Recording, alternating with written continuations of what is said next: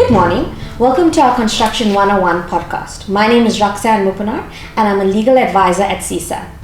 I'm Adriani, Geldenhuys, also a BE Legal Advisor at SEESA. Today we will be discussing the scope of the Amended Construction Sector Code.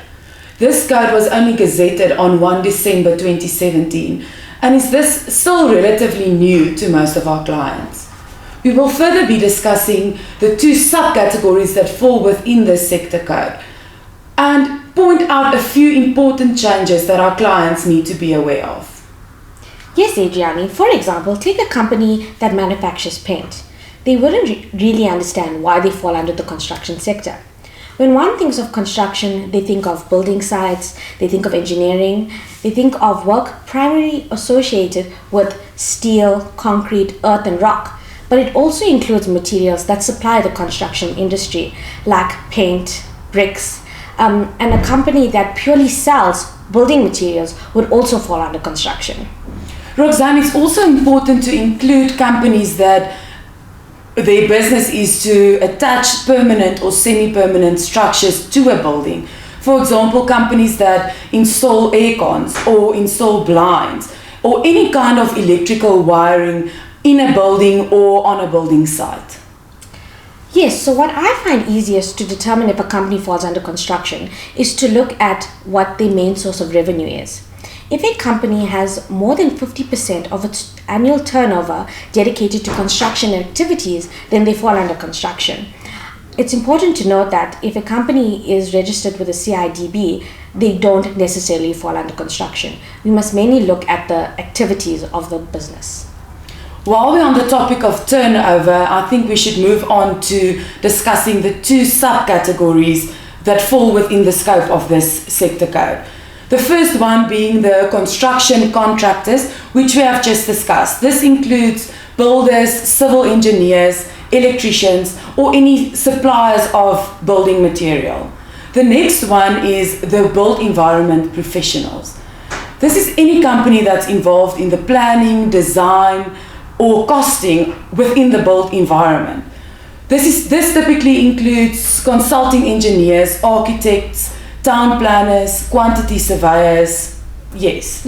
So, for example, if you have a company that does both engineering consulting and they do construction work, what we do is we look at which of the two activities brings in the highest revenue.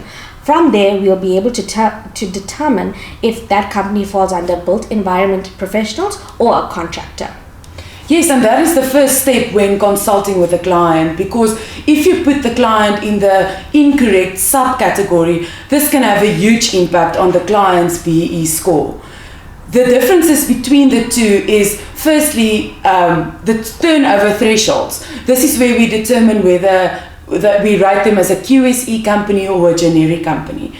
The next one is the requirements for ownership is different under the two subcategories. And the targets on the scorecard is also different. Yes, so for example, there's code of good practice and construction. So once the client has understood that they fall under construction, we take them through the main differences. For example, there's an element on the BE scorecard that's skills development. So on the code of good practice, the company must spend 3% of their total payroll towards the skills development element, whereas with construction, the company only needs to spend 1.5%, and that is for a QSE company. If a company is a generic company, they need to spend 6% of their total payroll towards skills development, whereas with construction, they only need to spend 2%. Furthermore, on the codes of good practice, there's an element called enterprise development that the company needs to comply with, whereas this element completely falls away under the construction scorecard, which is very nice. What I've noticed for most of the clients is that if they fall under construction, they have the biggest need for a BE certificate because they're tendering for government contracts, they are being outsourced by insurance companies, so their business really depends on a good BE certificate. Roxanne, I'm glad you mentioned BE certificate because this is the last and the most important change that came with the amendment of the Construction Sector Code.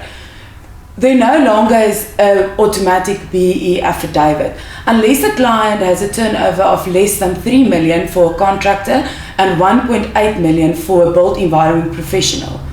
This means that even if a company is 100% black oak, they no longer qualify for an automatic level 1 BEE affidavit. All companies has to get a BEE certificate. This means that they have to undergo a formal BEE verification where a SANAS accredited verification agency needs to issue them with a BEE certificate. If a company is still trading with a BEE affidavit, this is first of all invalid and against the law. Okay, Adriani, I think that's all we have time for today, but I think a lot of construction businesses will really understand construction sector much better. For more information, please visit our website.